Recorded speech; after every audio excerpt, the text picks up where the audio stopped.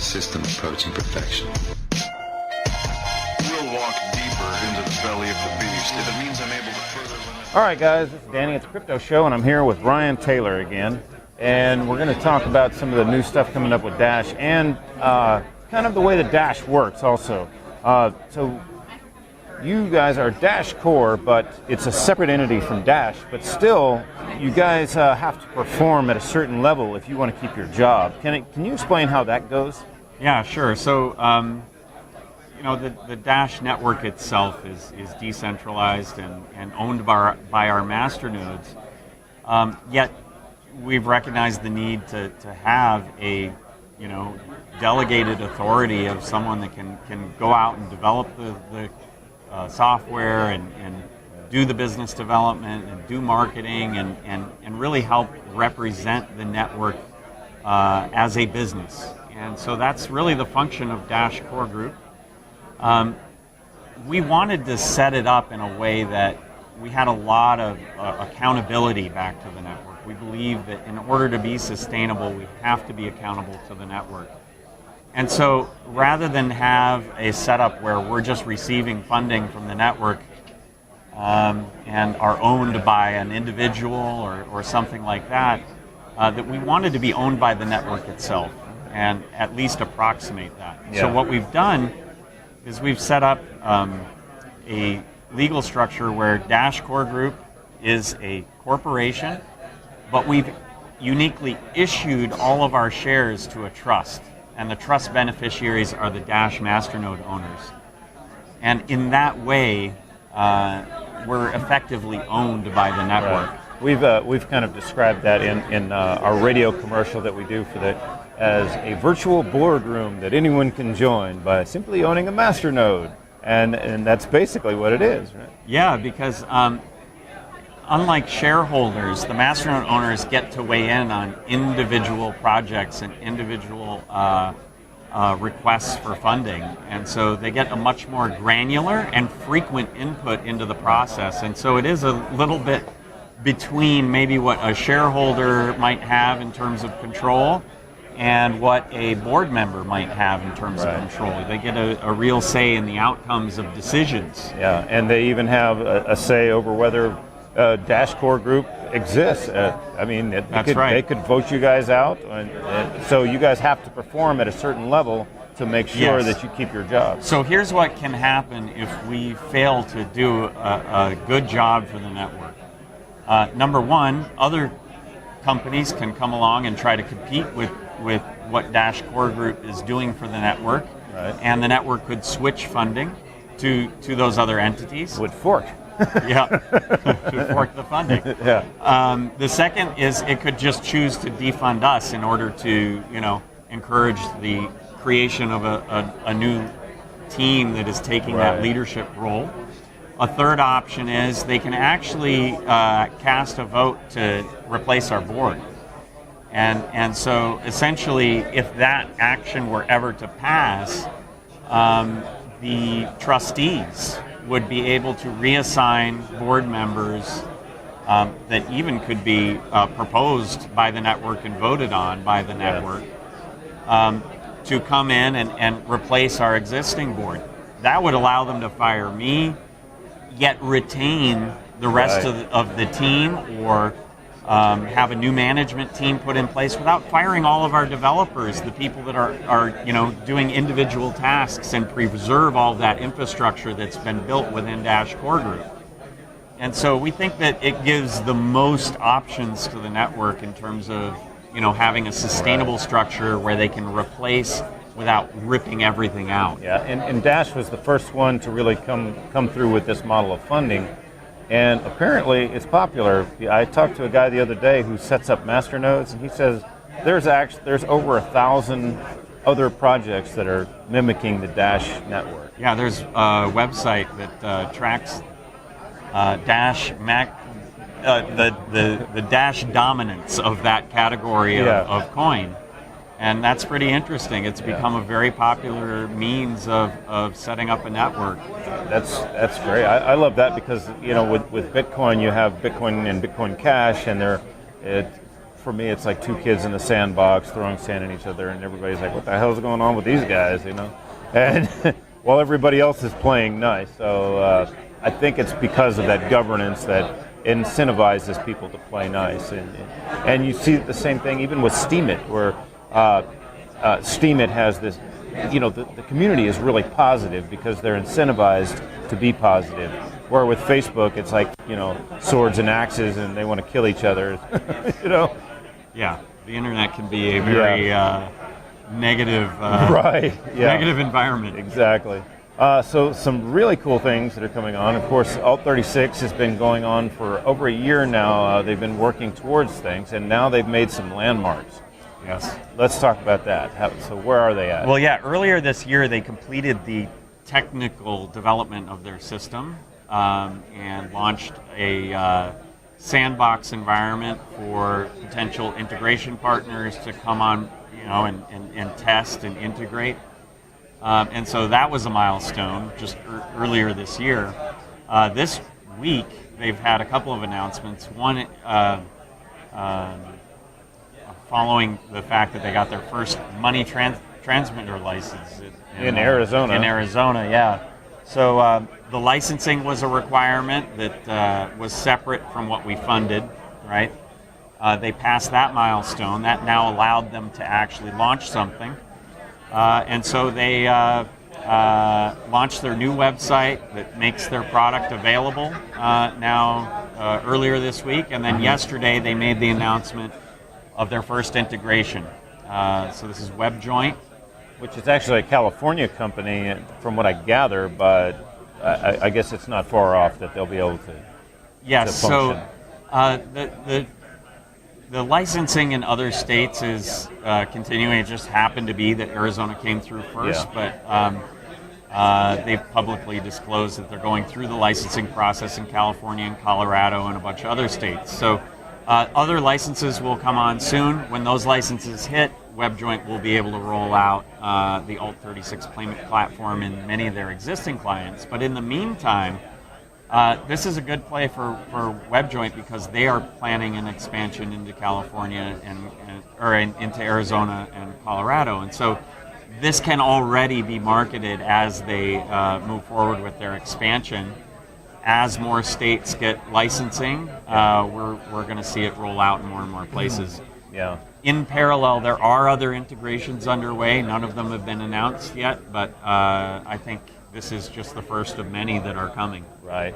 And another thing that you had actually pointed out to me before was even though people can use credit cards, they probably don't really want to in the situation of a marijuana dispensary because they don't want that their bank knowing that they've done that because they could get their bank shut down. It could affect their job, things like that. So this is a way for people to transact digitally. Yes. And so there's all kinds of things that this would be good for. Like one of the newer things with marijuana is marijuana delivery services.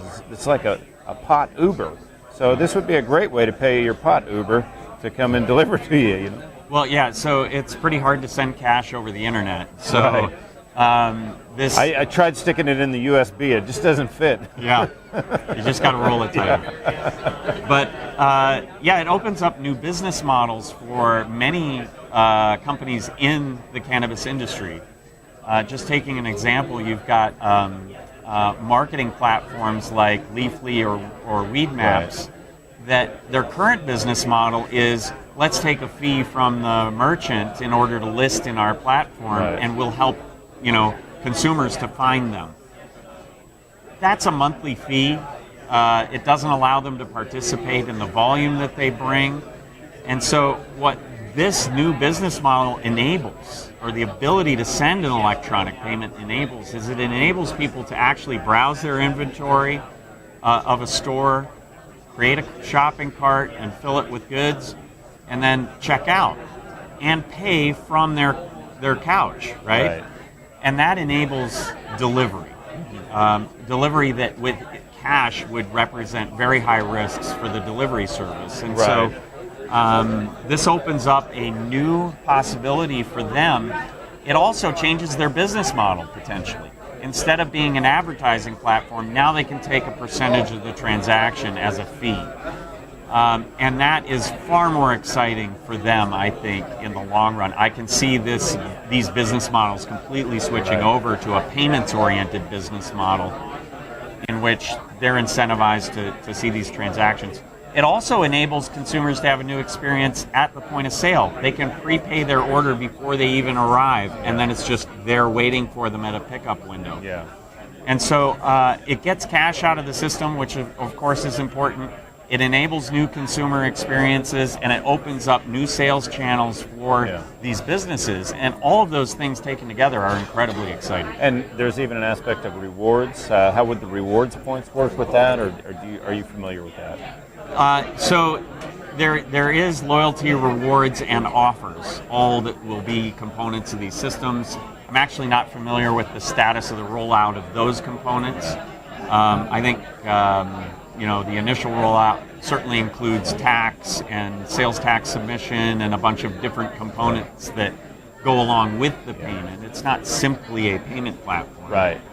But yes, all of those things can be tied in. I mean, that's a way to incentivize people to get involved in it. When somebody walks into the dispensary and they see the machine there in the corner, and oh wait, I can save a little bit of dough on my weed by doing this. So well, it's not a little bit of dough. In the case of this particular industry, cash handling costs are particularly high.